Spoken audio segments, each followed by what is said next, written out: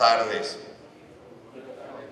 Ya se acabó la campaña de publicidad de intriga, famosa presentación de las bases para la discusión y construcción colectiva de un nuevo modelo de desarrollo. La que este es el inicio de una etapa y el final de la primera etapa, de un año de muchísimo trabajo en tratar de materializar y poder presentar de forma sucinta el resultado de tantas horas de discusión, de investigación, etcétera, que nos dio capaz de concluir en esta idea. La propuesta, el planteamiento de un nuevo modelo de desarrollo es sin duda una propuesta política de envergadura, una propuesta política de calado, que es, sin duda probablemente no es el rol de una sola institución ni el rol de un solo actor, sino que tiene que ser gozar de la participación de toda una sociedad. Un nuevo modelo de desarrollo, la propuesta de un nuevo desarrollo no es una cuestión de índole programática, por lo menos no es el caso nuestro. Nosotros no vamos a plantear cuáles son los programas, no vamos a especificar todavía cuáles son las políticas públicas específicas que se deben aplicar. Esto básicamente es un planteamiento de orden filosófico y de orden de institucionalidad y de infraestructura institucional para darle cabida a una nueva manera de hacer. Y esto tiene varias premisas debatibles, absolutamente, sin duda alguna. Unas para nosotros creo que ya son superadas, probablemente para otros actores sociales son importantes. Sí, porfa. El sonido. Por favor.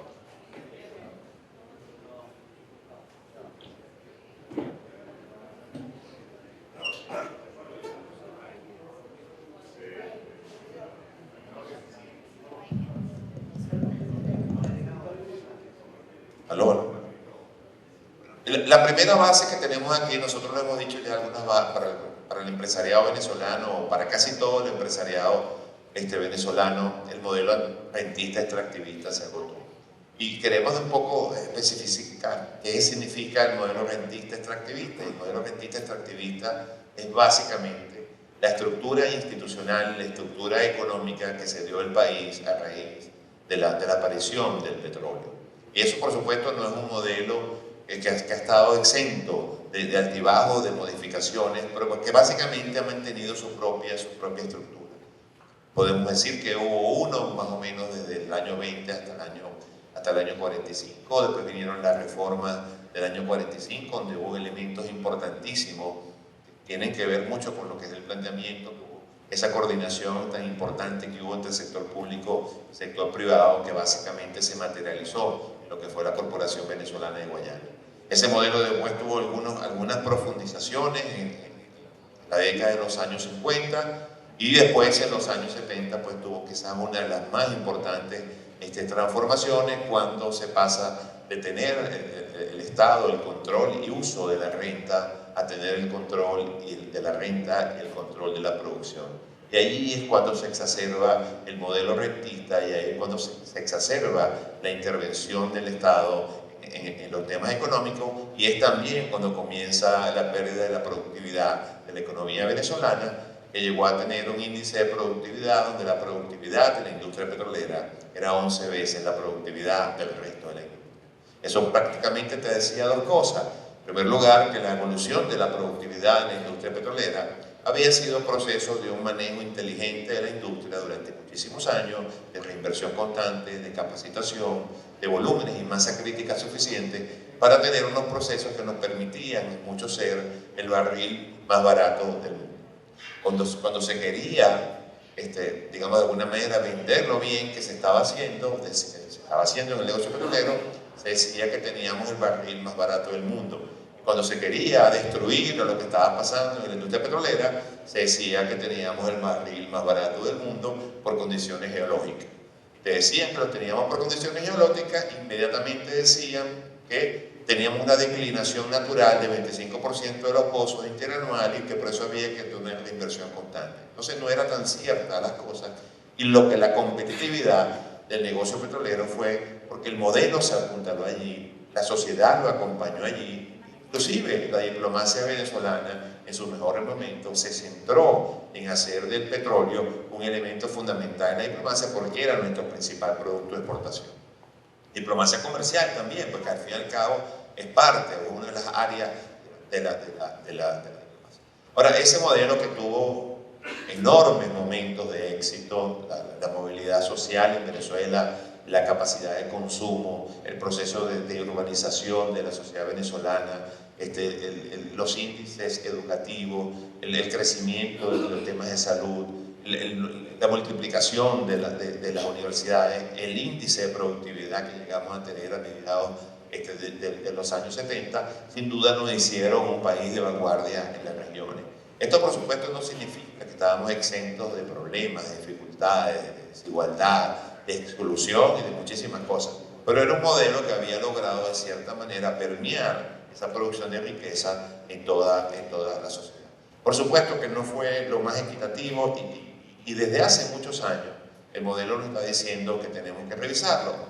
Y han habido intentos, han habido, digamos, iniciativas de tratar de mejorar esos rendimientos del modelo, pero al final hemos seguido basado en el modelo extractivista de la renta y sobre todo hoy en día, como decíamos, de la concentración de la producción de la renta en un solo lugar. Ahora, este planteamiento tiene una premisa discutible para algunos, como decimos, para nosotros quizás para pocos, y yo creo que una de las premisas fundamentales es que nada va a volver a ser como era antes.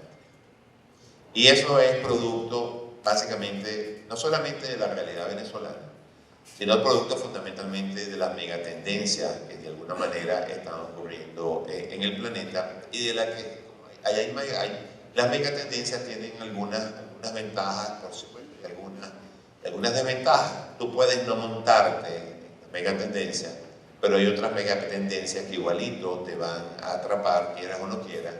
Y hay unas que, aunque los países no busquen montarse en esa tendencia, habrá algunos ciudadanos de esos países que sí podrán hacerlo porque tengan, digamos, capacidad de acceso a tecnología o capacidad de acceso a conectividad, que de alguna manera van a permitirles a algunos privilegiados montarse en las megatendencias que el resto no lo van a tener. Yo creo que ese es uno de los elementos fundamentales. El otro, por supuesto, es un planteamiento que busca una mirada hacia el futuro y que tiene mucho que ver y entender el rol significativo que tiene que jugar el sector privado venezolano y que tiene que jugar también nuestra institucionalidad.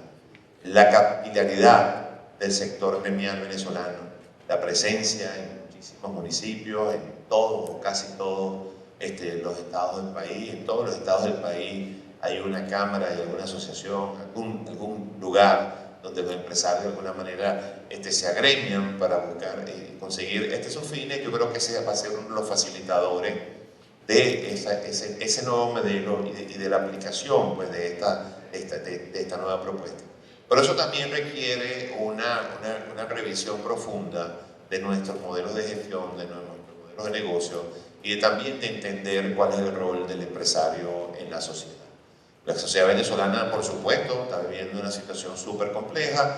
Bueno, no quiero profundizar mucho, creo que todos estos días hemos hablado de todo esto, lo que ha significado en términos de calidad humana, de desarrollo humano, etcétera, la inmensa, la gigantesca caída del Producto Interno Bruto, ha cambiado los patrones de consumo, ha cambiado la calidad institucional, la misma infraestructura privada y pública, el reto que está presentando sobre todo las empresas medianas y grandes de desescalamiento, la insuficiencia de masa crítica en los volúmenes de trabajo, la falta de economías de escala para saltar a procesos de negocios digitales y de espacios compartidos que necesitan de volúmenes mucho más importantes, y esa casi que tormenta perfecta de acumulación de situaciones producto de la caída y producto de esa desactualización, sin duda que van a necesitar a un empresariado distinto. Y también a una organización gremial distinto. Ayer lo decíamos en nuestra asamblea legislativa, administrativa, tenemos que plantear cómo va a ser nuestra organización del futuro, porque buena parte del desarrollo económico se va a basar en las capacidades y en competencias que nosotros podamos generar y que sean nuestras instituciones gremiales base para el desarrollo de esas competencias y no solamente mecanismos para el lobby, para la incidencia, para el intercambio, digamos, con las autoridades y para conseguir, digamos, las medidas legislativas o de orden administrativo que necesitemos. Vamos a tener que entender también que las economías colaborativas comunes en el mundo moderno y base fundamental de sustentar los nuevos modelos de desarrollo, de alguna manera van a necesitar una articulación, una organización distinta de nuestro sistema gremial. Ayer cuando reconocíamos a Yaracuy Puede y también cuando reconocíamos la importancia que le habíamos dado a la formación de bloques, es porque básicamente entendemos que la organización que tiene que dar el mundo gremial tiene que ser algo distinta y que base en el desarrollo de esas capacidades que va a necesitar la empresa y en el desarrollo de esos recursos humanos, porque las empresas también en sí mismas están viviendo procesos de transformación importantes por los temas que hay que tener en cuenta que están ocurriendo hoy en día y que este modelo tiene que incorporar. ¿Y cuáles son esas cosas que están ocurriendo hoy en día en tantas partes? Bueno, en primer lugar tenemos, sin duda alguna, la disrupción que está causando los avances tecnológicos. En segundo lugar tenemos la desmaterialización del hecho productivo. Cada día es mucho más frecuente, cada día es mucho más común conseguir espacios de construcción de valor donde no hay nada material que uno pueda tocar, que uno pueda palpar, que uno pueda recibir.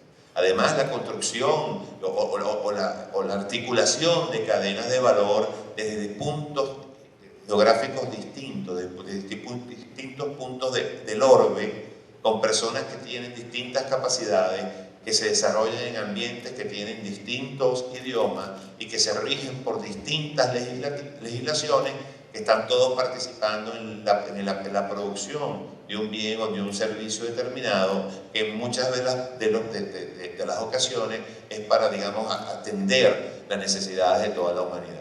Eso, por supuesto, es muy distinto que a un proceso material de construir cualquier cosa en un mercado determinado, en un solo idioma y que se rija a una misma legislación.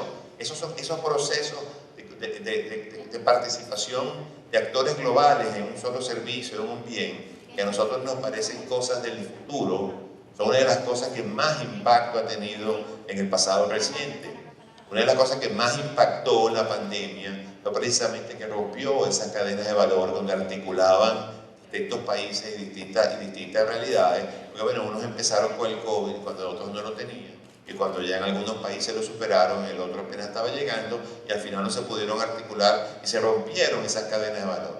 El nuevo reto también que tenemos, el Internet de las cosas, por ejemplo.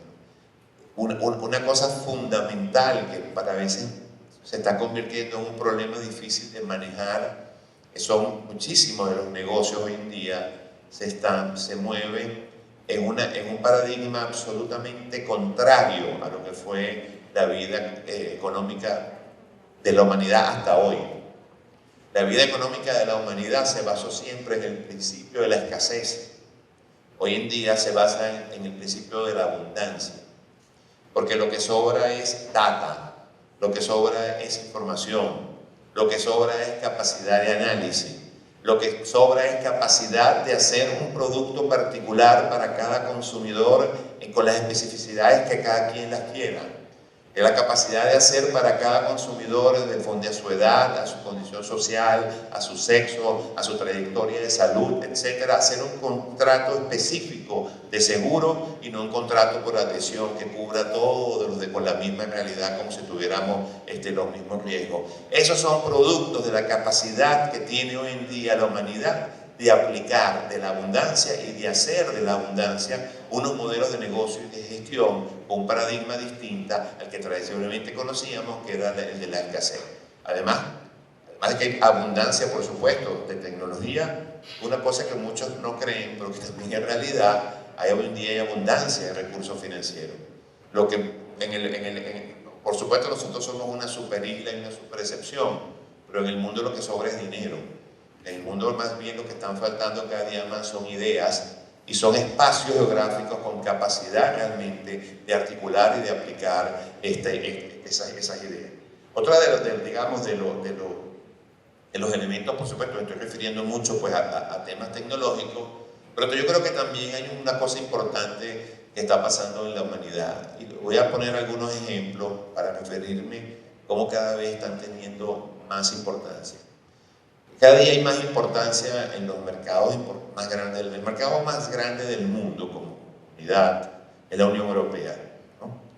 Son tantos países, un poco más grande que los Estados Unidos y un poco más grande que China. Bueno, cada día los requerimientos de entrar productos en esos mercados hay que cumplir cada vez más condiciones.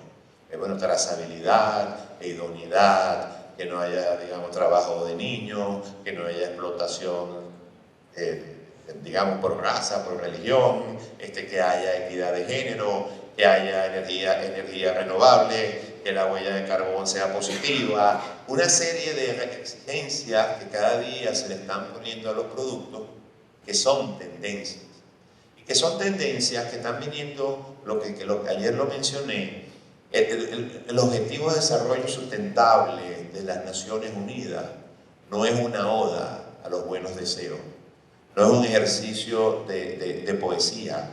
El Objetivo de Desarrollo Sustentable de las Naciones Unidas son productos de millones de horas de trabajo de quizás de las mentes más privilegiadas de la humanidad, tratando de diseñar cómo iba a ser ese futuro. Y lo queramos o no, cada día las legislaciones de los países, sobre todo los países desarrollados, que son los que imponen los perfiles y los criterios de consumo, cada día se van más acercando a esas exigencias que hacen este tipo de organizaciones. Y allí hace, por supuesto, que tengamos que ir entendiendo que tenemos que incorporar en nuestros procesos de negocio, en nuestros procesos de gestión, todas esas exigencias que cada día van a ser más comunes en todo eso. Y eso nos lleva, a su vez, a lo más importante que tienen esos objetivos de desarrollo sustentable, que es básicamente hacer un mundo más humano.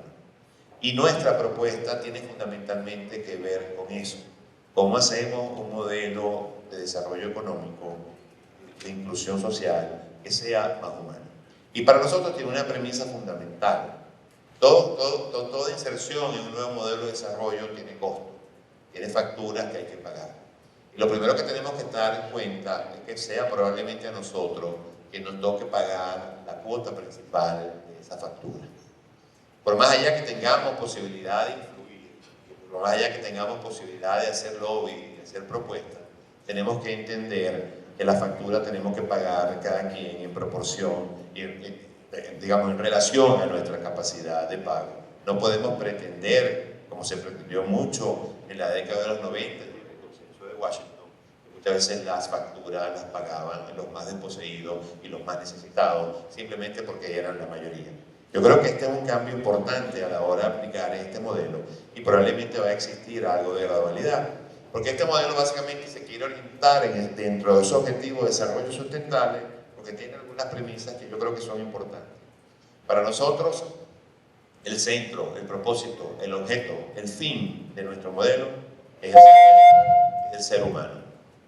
El ser humano entendido, por supuesto, como un ser productivo, pero también entendido el ser humano que realiza una actividad productiva solamente en aras y como el objetivo también de desarrollar plenamente su dignidad como ser humano.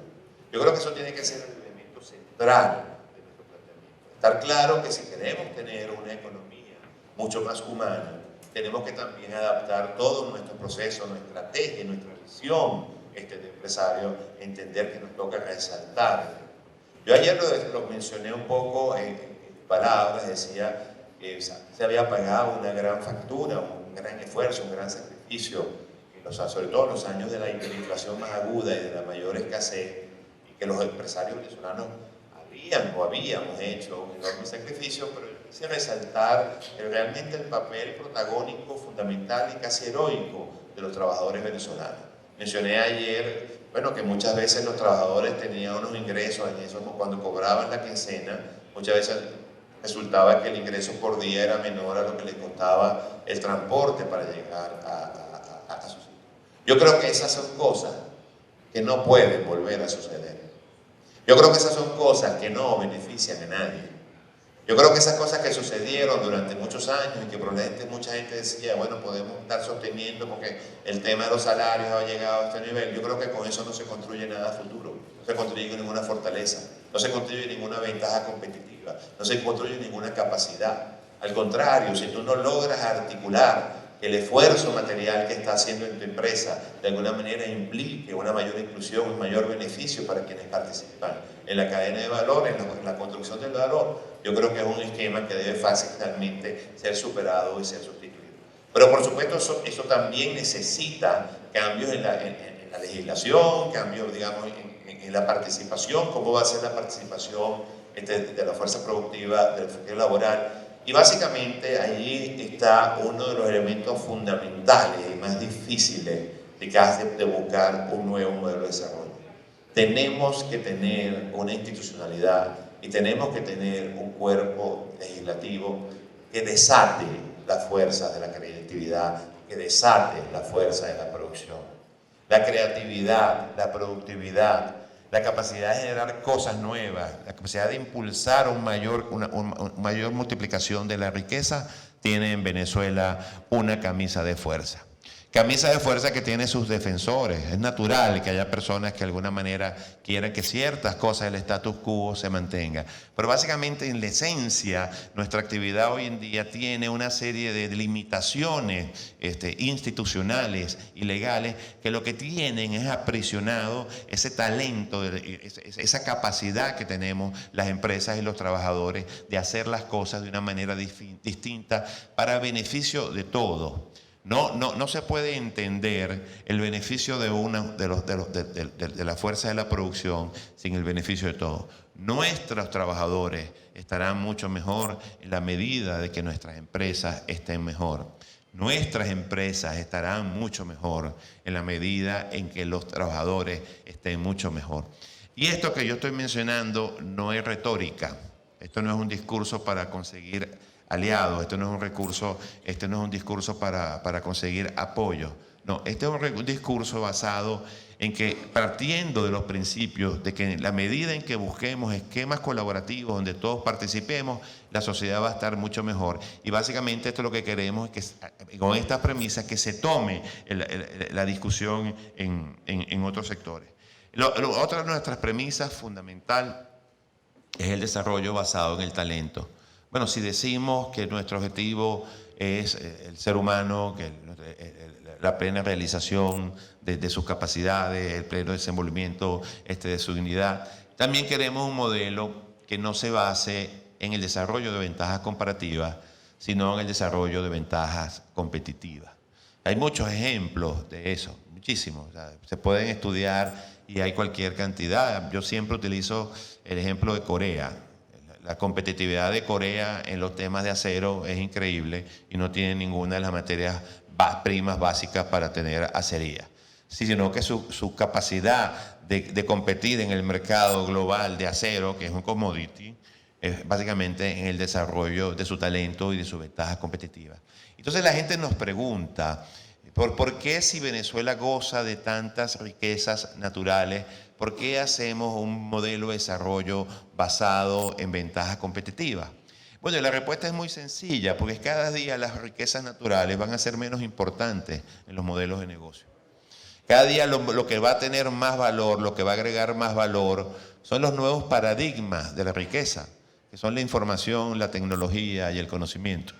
En la medida en que los procesos van evolucionando, no es que vamos a dejar de necesitar las materias primas, no es que vamos a dejar de necesitar los recursos naturales, sino que cada día su peso en la generación, su porcentaje en la construcción de valor va a ir cada día, digamos, perdiendo relevancia, porque cada día los países y las producciones van a sistemas y a generación de productos y servicios de lo que siempre hemos escuchado de mayor valor agregado.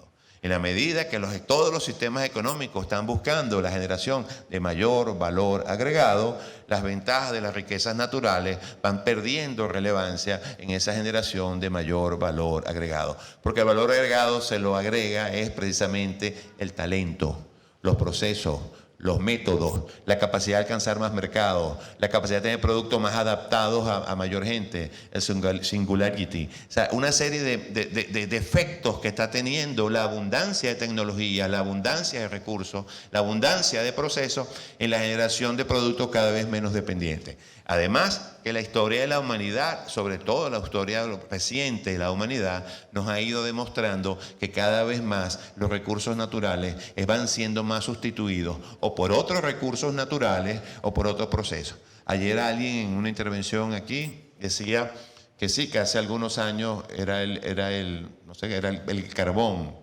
Y se sustituyó el carbón y todavía el mundo está lleno de carbón. Y que vamos a un proceso de sustitución del petróleo avanzado. Cada día son más la generación de energías alternas. Cada día los mercados piden más las energías limpias. Todos ustedes habrán leído que hay países de Europa que han establecido que para el año 2050 o para el año 2000 tanto, todos los vehículos, no puede haber vehículos que trabajen con combustibles fósiles, sino con electricidad. Otros están hablando del nitrógeno verde. Bueno, y así cada quien. Ya hay muchos países que no ven al propietario de una casa, al residente de una casa, ya no lo ven como consumidor de luz, sino como prosumidor.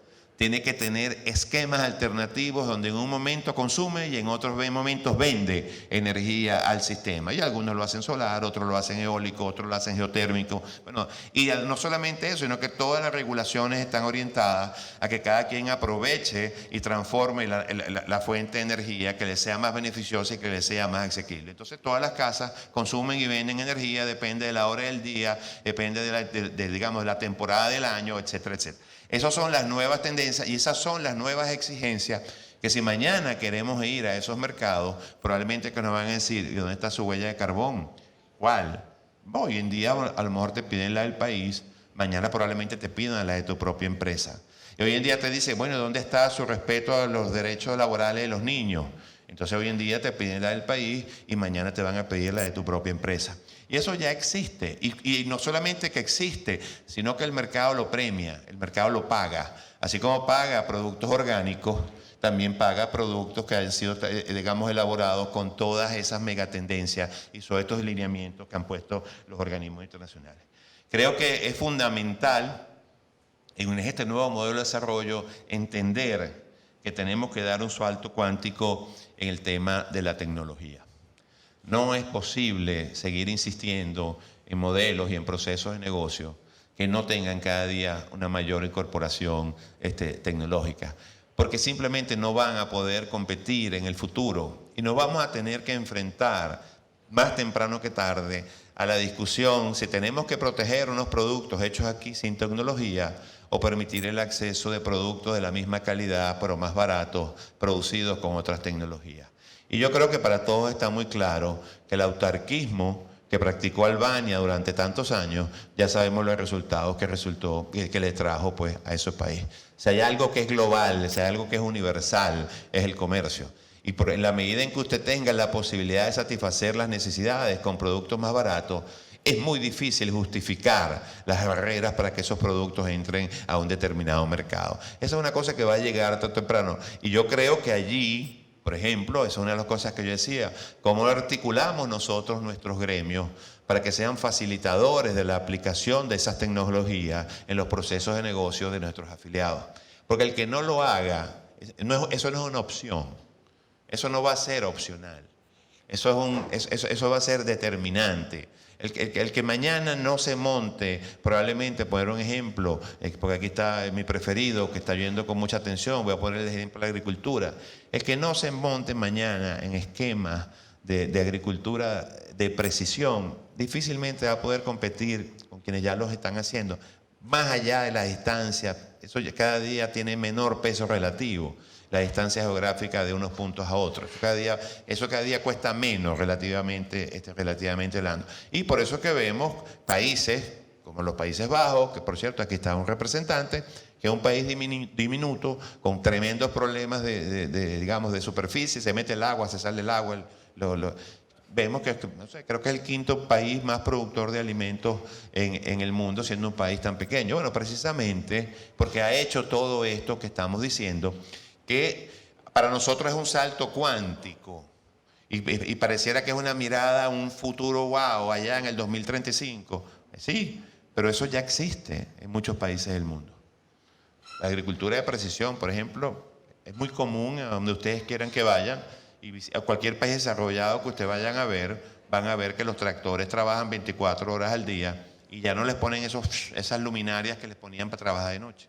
Ya no hace falta, porque quien la maneja no es una persona, lo maneja una computadora.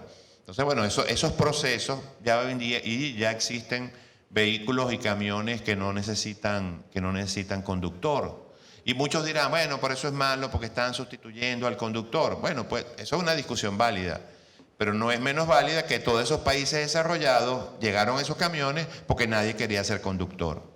¿Y por qué nadie quería ser conductor? Bueno, nadie quería ser conductor porque precisamente con el avance de los procesos tecnológicos te ganabas lo mismo que siendo conductor desde tu tablet o desde tu computadora sin necesidad de estar de tu casa o pasar 10 horas sentado en un camión y los contratiempos del tráfico, etcétera, etcétera. Entonces, los países fueron quedando sin conductor, la respuesta es, bueno, voy a tener vehículos sin conductor. Y precisamente al final, tú ves en esas sociedades que la tecnología, que el avance, que el progreso lo que está trayendo es mejor calidad de vida para sus ciudadanos. Y yo creo que eso es lo que queremos todos. Otra premisa que yo creo que es importante, importantísima en Venezuela, es que nosotros traíamos una proyección que se rompió, que era la proyección de que durante estos años y como hasta el 2037 había lo que se llamaba el bono demográfico, que era que cada año teníamos más personas dentro de, digamos, en la edad productiva. Y entonces, ¿cuál era la ventaja de eso? Bueno, que como tenías más personas en la edad de capacidad productiva, tenías mucho más capacidad no solamente de agregar valor, sino que también tenías la capacidad de aprovechar, de fundar o de mantener un sistema de seguridad social, porque bueno, tenías más gente activa de lo que ibas a tener, digamos, en el mañana. Y esa pérdida de gente en capacidad productiva o en edad productiva es lo que ustedes a veces, cuando si leen los libros de algunas megatendencias importantes en materia demográfica, ustedes ven, dicen, bueno, ¿por qué Alemania va a importar 10 millones de mano de obra calificada en 20 años? O sea, los alemanes van a traer 500.000 personas en edad productiva al año. Bueno, porque necesitan mantener con recursos humanos esa capacidad productiva y por supuesto, y además esa capacidad de contribución en los sistemas de seguridad social. Nosotros perdimos ese bono. Entonces, ¿qué nos dice eso? Que aún más y aún necesariamente tenemos que insistir en el tema del rescate de la productividad. Y entonces, bueno, que la productividad, bueno, yo lo he referido, no quiero insistir en el tema. La productividad era una mala palabra en Venezuela. Hace 10 años era quizás la palabra más horrible del diccionario.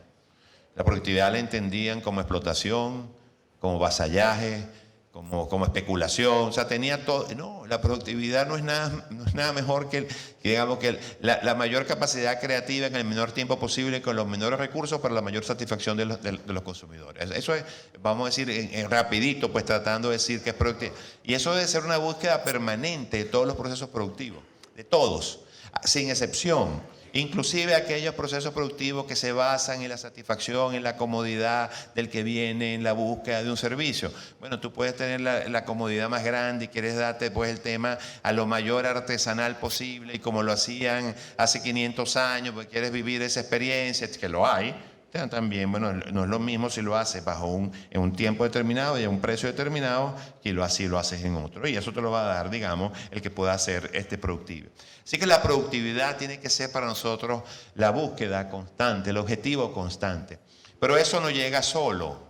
Nosotros, la sociedad venezolana, producto de ese modelo rentista exitosísimo, hasta mediados de los años 70, tuvo un problema estructural que sigue teniendo.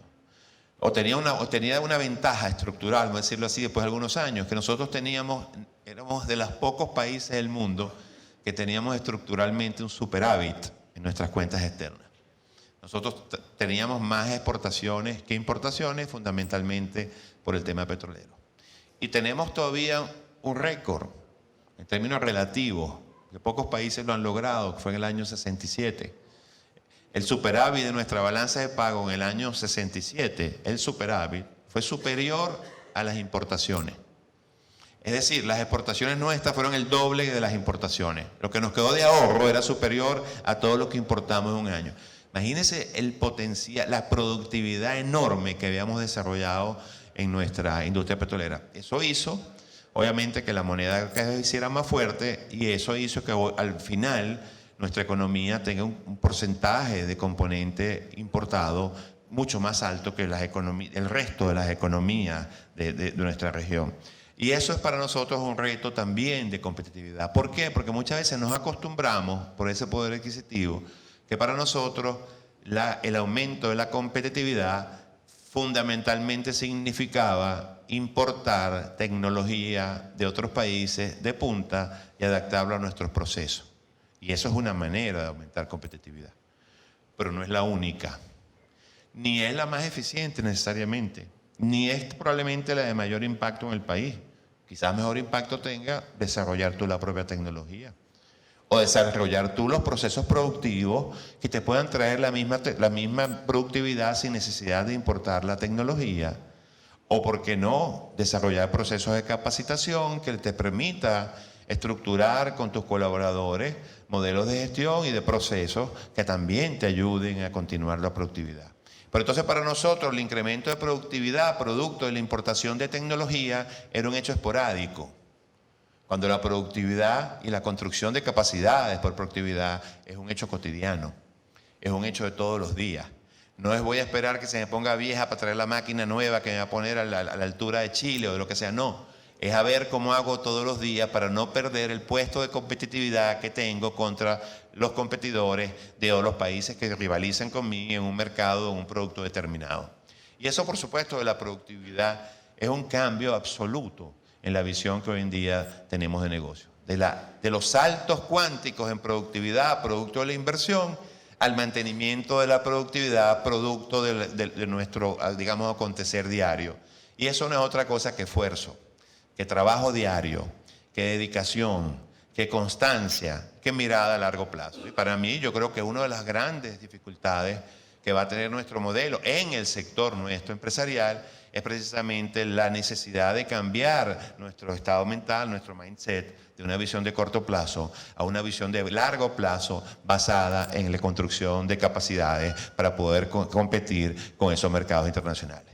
Por supuesto, hemos dicho, otra de las características, esto que yo creo de las cosas que también dificulta y ayuda en la construcción de este nuevo modelo, es la diáspora venezolana. Y aquí esto nos puede jugar un doble efecto.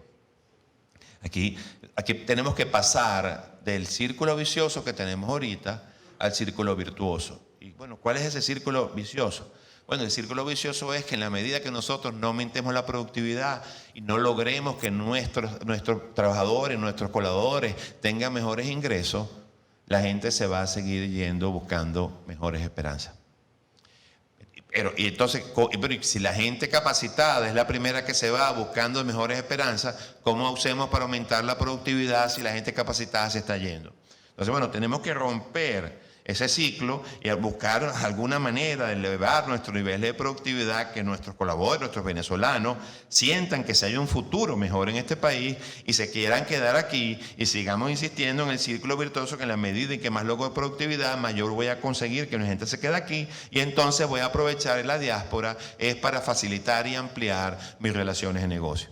Porque la primera necesidad que tiene uno, pero cuando quiere buscar colocar un producto afuera, es por supuesto tener un producto de calidad y barato. Y lo segundo es la confianza a quien se lo vendo, porque realmente me lo pague mañana. Entonces no es lo mismo vendérselo a un chinito, que todos son iguales y se llaman iguales, que vendérselo a alguien que vive en una ciudad de Europa que es hijo de tu madrina. Bueno, no es lo mismo. Pues el día que el hijo de tu madrina te falla, tú sabes dónde vas a buscar a tu madrina y sabes cómo hacer y sabes dónde vive y es más difícil que se te pierda. Y ahí entonces empieza a traer todo y la confianza que te genera hablar con una persona que tiene tus mismos códigos, que habla tu mismo idioma, que probablemente tiene tu mismo, coincides con muchos valores, pero que además por su experiencia afuera, ha tenido el ejercicio de una ciudadanía distinta que también te la estás transmitiendo y que es más fácil para tú entender que tienes que colocarte en esas corrientes modernas del pensamiento y de exigencia, porque los pares tuyos que se fueron allá ya lo están haciendo y ya no te lo están exigiendo unas reglas etéreas, sino una persona y carne y hueso con el que estás teniendo una relación comercial. Yo creo que la diáspora va a ser una base fundamental de la ampliación, digamos, de nuestros mercados. Ahora, ¿quién va a hacer todo eso? Bueno, yo creo que no tiene mucho sentido en este ambiente discutir que ese es un rol nuestro. Y ese es un rol fundamentalmente nuestro. Y ojalá nos dejen que sea un rol nuestro y de los trabajadores. Ojalá el Estado no se meta a tratar de hacerlo.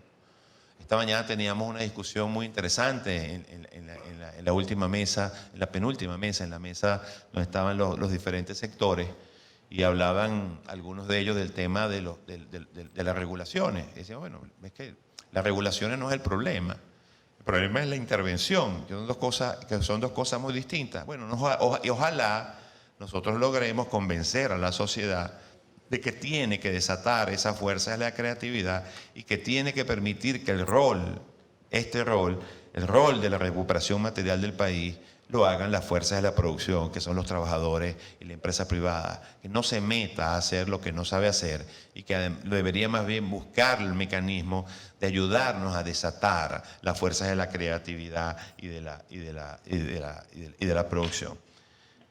Esto, por supuesto, para nosotros, además, requiere de una institucionalidad que tiene muchísimas aristas. Pero creo una de las cosas que creo que va a hacer falta rescatar, y yo no sé cómo tratar de transmitir esto porque no lo logro dibujar muy bien, pero voy a tratar la mayoría de estas cosas que he dicho yo no las entiendo, pero las estoy diciendo. Que es el tema de la economía real.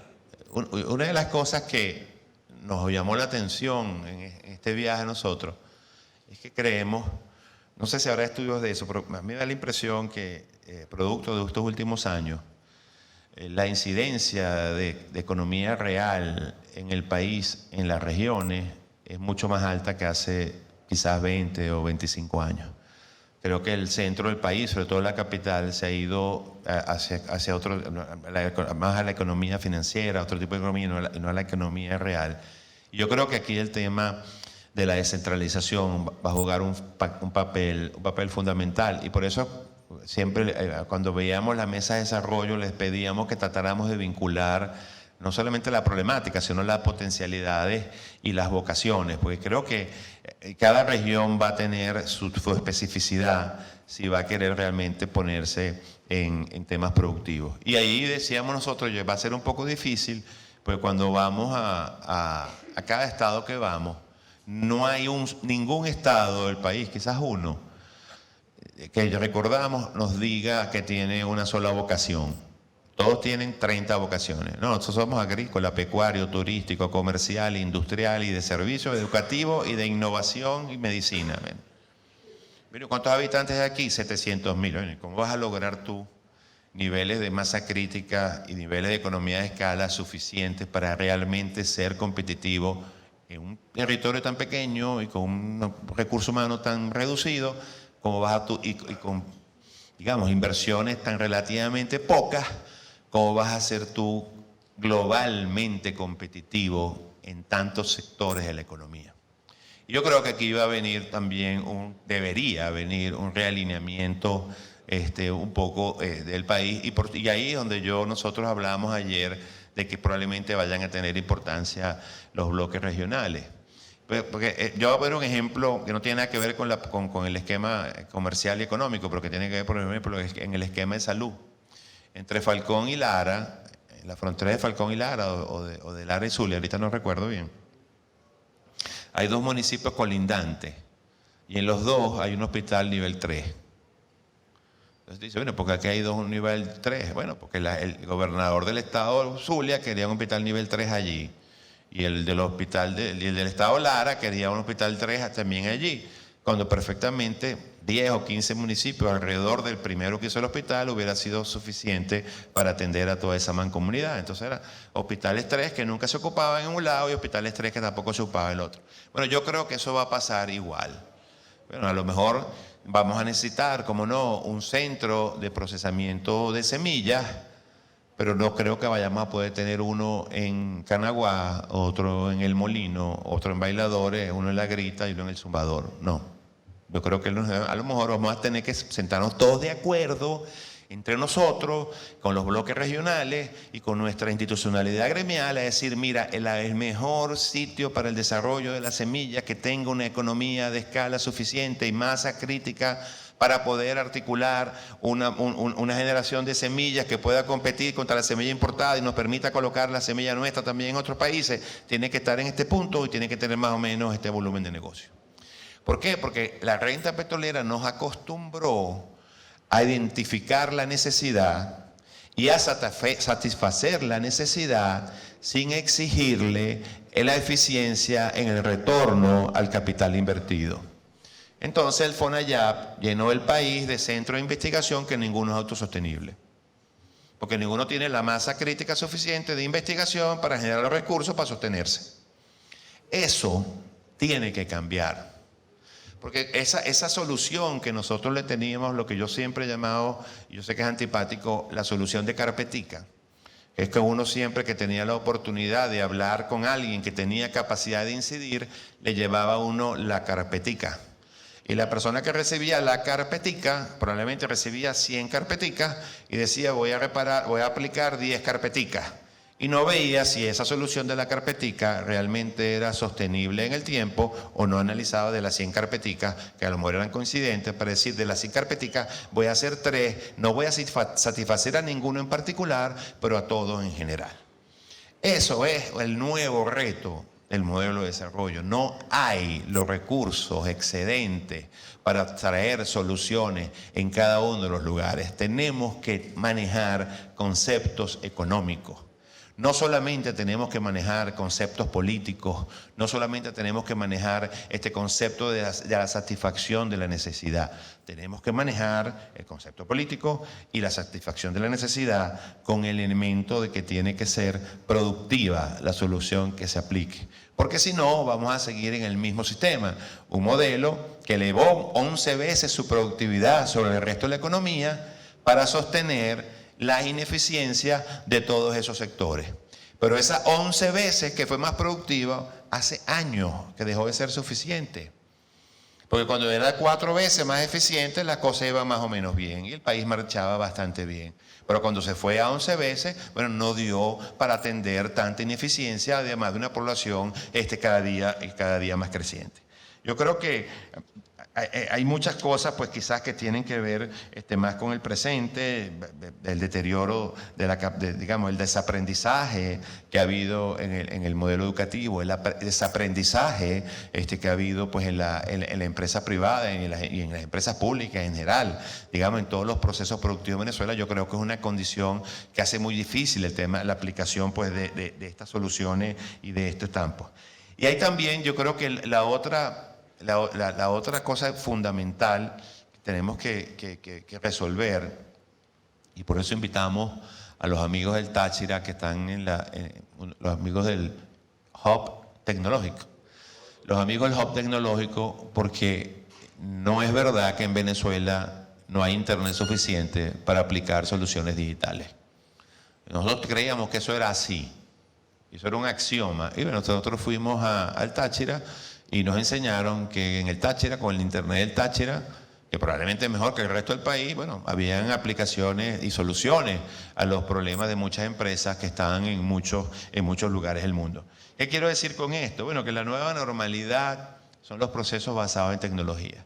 Y allí viene también una cosa fundamental desde el punto de vista de las políticas públicas. El agua es un servicio fundamental, la electricidad, si no, no hay desarrollo, el gas y la conectividad.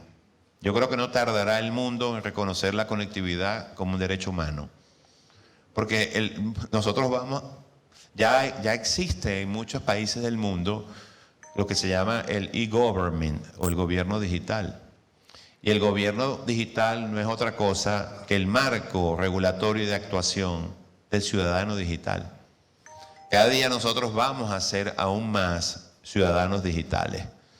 Ya cuando uno va a Europa, por ejemplo, y saca la tarjeta de crédito, es un dinosaurio. Porque allá ponen el dedo. Y pagan con el dedo. Bueno, qué maravilla, ¿no? Entonces, bueno, por supuesto, eso es un avance tecnológico muy sencillo. Eso no es, digamos, oye, ¿qué tiene ese dedo? No tiene nada, tiene la huella dactilar que tiene la misma que tienes tú. Entonces, ¿qué es eso? Bueno, precisamente que el momento de que tú te registras tu huella dactilar, eso ya te va a servir para todo tu proceso como ciudadano. Y vas a hacer un documento, y te vas a sacar la cédula, vas a sacar el pasaporte, y vas a retirar una compañía, y vas a hacer lo que sea, y vas a hacer con el dedo. Y además, como eres un ciudadano digital, toda tu información la tienen los sistemas de salud, los sistemas de educación, para cualquier cosa que te pase en cualquier lugar del mundo. Y, por ejemplo, si tú dices, no, vale, yo soy un atleta y yo quiero pagar, y eso es lo que hablaba de la capacidad del manejo de información y de data para hacer las cosas más, digamos, adaptadas a cada persona.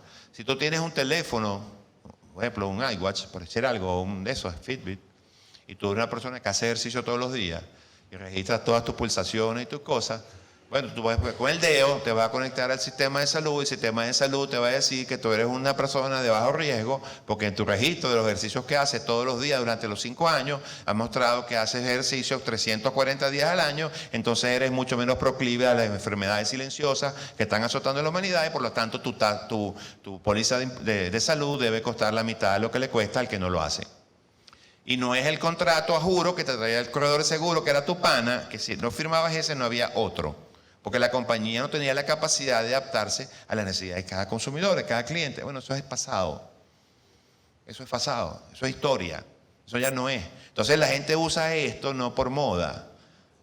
Nosotros lo usamos por moda, pero la gente normal lo usa porque esto le da capacidad de definir su perfil de salud y le va a permitir acceso o le van a denegar acceso a determinado. Entonces el salto hacia la era digital, hacia las plataformas digitales, hacia los procesos digitales, va atrasado. Tenemos cómo resolvemos el tema de la conectividad. Bueno, el otro día teníamos una reunión con nuestro presidente Casetel y decía una cosa muy interesante. Él decía, está mejorando a pasos importantes el tema de la conectividad a Internet, pero no está siendo bien hecho porque lo están haciendo los pequeños, ¿no? Bueno, tiene razón, dice, qué lástima que están haciendo los pequeños, porque no es lo mismo que quizás alguien grande que tenga lo que hablamos, masa crítica, economía de escala y tal. Pero yo también decía, oye, qué bueno, ¿no? Porque me provoca como que consolidar a todos esos proveedores de Internet y convertirme yo en un grande y hago tremendo negocio. Bueno, esas son también las oportunidades que las dificultades del presente nos pueden brindar a nosotros si realmente queremos coprotagonizar junto con los trabajadores este proceso de salto a la modernidad. Yo creo que, bueno, hemos hablado por supuesto, también en el tema energético, es fundamental. Las economías 5.0 tienen una cosa muy importante. Uno de los grandes cambios de paradigma que hay en el sistema energético y que es de muchísimas oportunidades, sí se abre, es que una de las características de la tercera revolución industrial en la generación de energía es que era centralizada. Eran grandes centros de generación eléctrica, grandes termoeléctricas que distribuían a varias partes, por ejemplo, Planta Centro, o hidroeléctrica, o termoeléctricas, las de la tierra, etc. Bueno, hoy en día no, hoy en día cada quien genera su energía de distintas formas. Bueno, el cambio de esos paradigmas también tiene que traer adaptación en un punto fundamental de lo que es una de esas cosas que tienen atadas la creatividad y la fuerza de la producción en Venezuela, que es la cantidad enorme de monopolios estatales. La sociedad venezolana tiene que entender que todos los sectores de la actividad económica tienen que estar abiertos a la participación ciudadana. El ejercicio de soberanía no está en reservarse la explotación de determinada actividad económica. Y los resultados están a la vista. Todos sabemos cuáles son los monopolios estadales. Todos sabemos cómo eran los que no eran y ahora son, y cómo están ahora. Todos sabemos cómo están los que siempre han sido.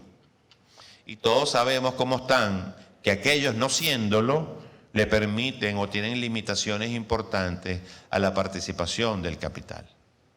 Y aquí llego a hacer una reflexión, sobre todo a todos aquellos de ustedes que tengan contacto con los hacedores de políticas públicas.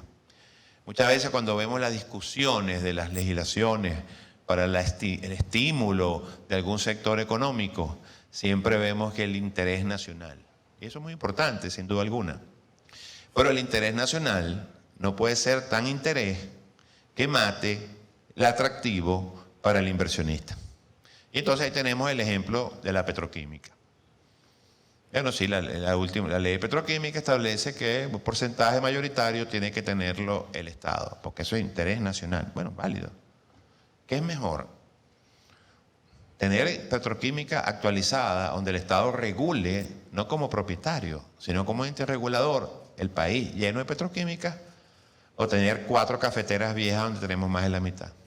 ¿A quién gana con las 4 cafeteras viejas? Yo sí sé quiénes ganan. Los petroquímicos de otros países del mundo. Porque nosotros tenemos todos los años el mismo tema con la gente de Portuguesa, de Guárico, de los fertilizantes, que no sé qué, qué tal, que no llega, que el barco que se hundió, que no me dio la carta de crédito, que las sanciones. Hermano, si aquí pudiéramos tener esto lleno de industria petroquímica, de fábricas de fertilizantes, bueno, en varias partes del país. Las últimas inversiones petroquímicas importantes en el país fueron en los años finales de los años 80 en José. Señores, 40 años. Perdidos. ¿Y dónde está esa discusión en la sociedad venezolana? No era relevante. No era relevante porque el exceso de la renta, de alguna manera nos decía decir, es mejor traer el barco vikingo o el fulano o el tal, porque es mejor negocio, me deja algo afuera, ay, el control de cambio, ay, Dios mío, vaya, aguanta ahí, pues.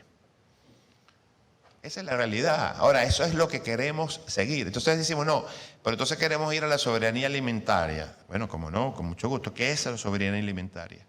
Bueno, la soberanía alimentaria sí es la capacidad de producir en general la mayor cantidad de alimentos que consumen los ciudadanos dentro del territorio nacional. Bueno, entonces tenemos que ver cómo hacemos con el tema de las petroquímicas y lo que decía de las semillas y que lo que decía también de los herbicidas, de la industria química ya, de los herbicidas, las cosas que se utilizan para el control de la siembra y la tecnología de los equipos, etc. Entonces al final, si tú quieres realmente lograr esos conceptos de seguridad, no tienes otro camino que abrirte a la inversión eficiente y productiva. Pues es que si no lo haces vas a terminar perdiendo eso que estás buscando porque terminas dependiendo por no desarrollar los procesos productivos que te generan lo que tú estás buscando. Entonces tenemos una serie de contradicciones en nuestro modelo que al final lo que nos han llevado es a lo que tenemos ahorita. O sea, ahora, cuando uno plantea, bueno, hay que abrir la electricidad a la inversión, a la participación ciudadana, inmediatamente la gente piensa, y con razón probablemente, que van a subir la tarifa. Bueno, sí, no, sin duda que la van a subir.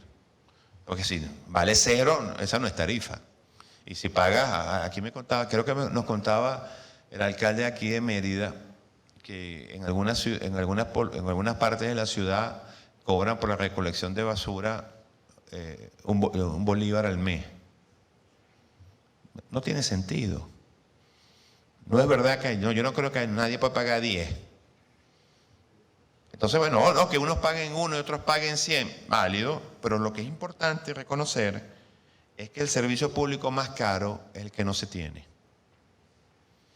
Pero a veces nos entra a decir, no, yo no voy a pagar, pero ya va, es verdad que vas a pagarlo, pero más caro es la planta eléctrica, o más caro es pagar el camión de agua, o más caro es pagar el tanque de agua. Entonces, no, pero es que a mí, y eso lo vimos en algunos focus group, no, es que a mí el agua me la da la alcaldía.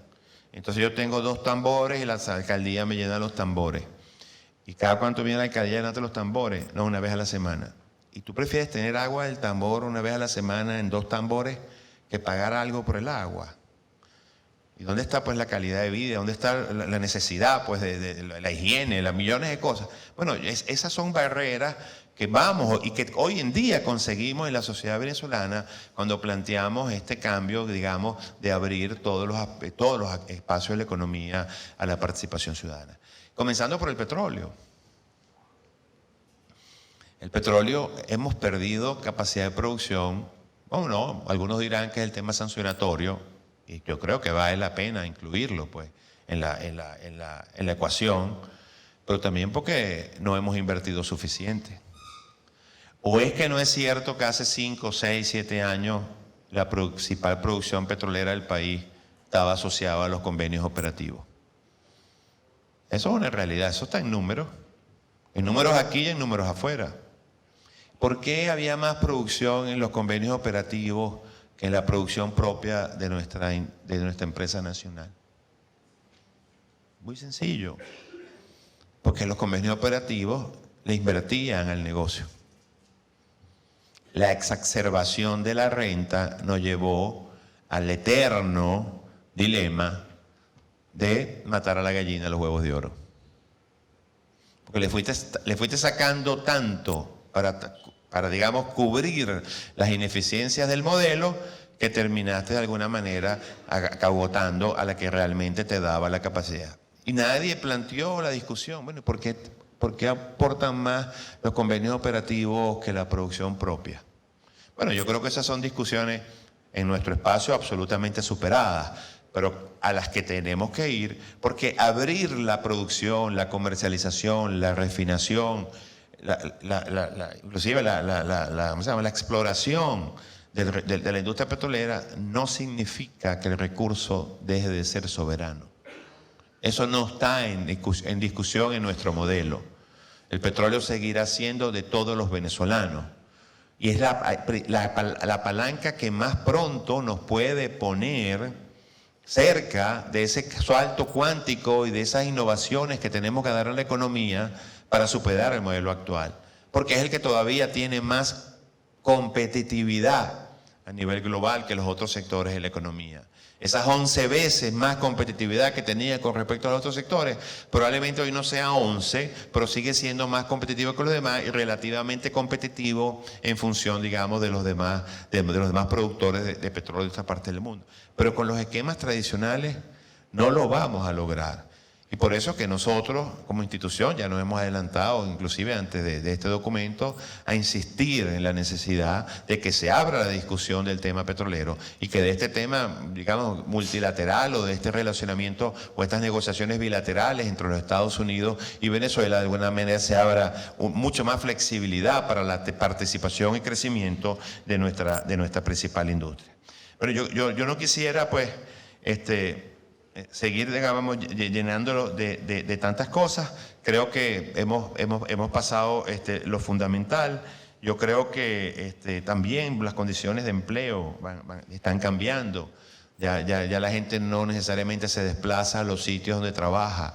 Hoy en día muchos trabajan o trabajamos de cualquier lugar donde estemos. Lo he repetido anteriormente. Ya, digamos, la carretilla, el tractor, las cosas físicas pues no son las herramientas de trabajo. Cada día son más el tablet, cada día son más el GPS, el dron, las herramientas de trabajo. Y eso necesita, por supuesto, también herramientas y la capacidad. Ese modelo de desarrollo de competitividad que basada en ventajas competitivas, por supuesto que necesita una revolución en el tema educativo. Tenemos que cambiar la concepción de nuestro sistema educativo, tenemos que cambiar las horas de dedicación que tenemos en nuestro sistema educativo y tenemos que cambiar las herramientas que les estamos dando a las personas que salen de nuestro sistema educativo, porque salimos capacitados para entrar a una universidad con conocimiento quizás universal, pero probablemente lo que necesitamos son herramientas que nos permitan más bien incorporarnos a esos mundos tecnológicos y a esos mundos de desarrollo del trabajo.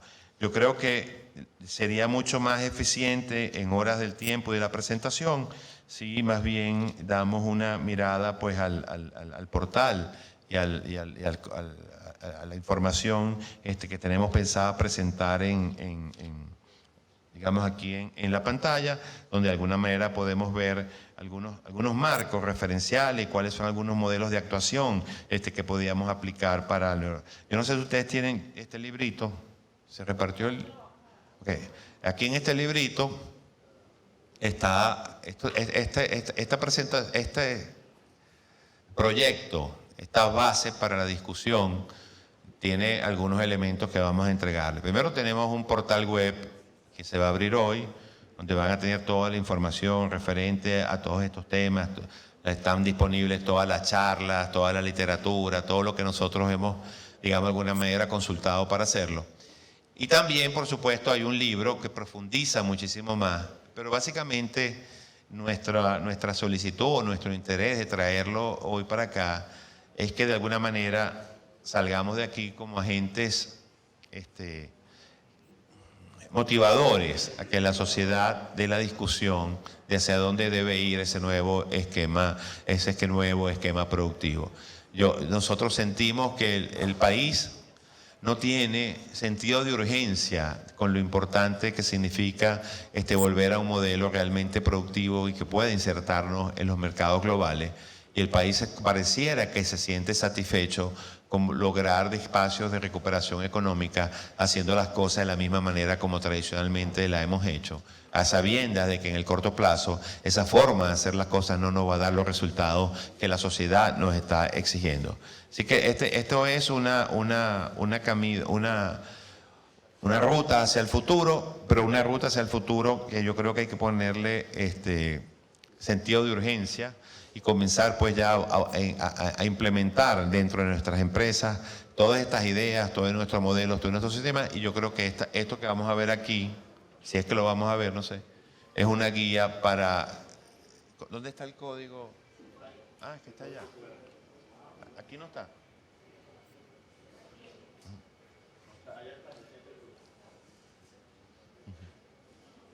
No sé qué decir ahora. Llama a Claudia, ¿no? Claudia.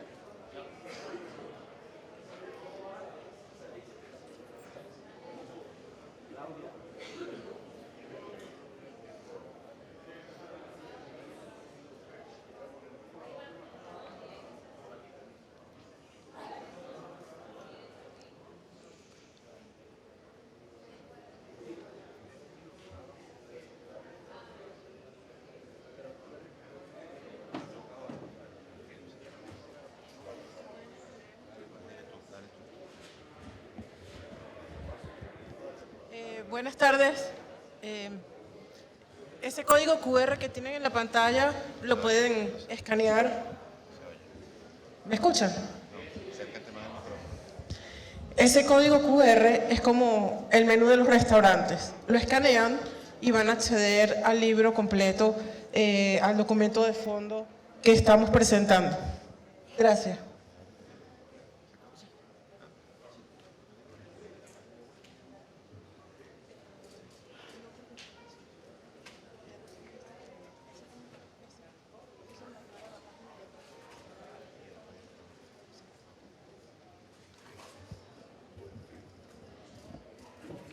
Yo me imagino que muchos tienen un teléfono inteligente, ¿no?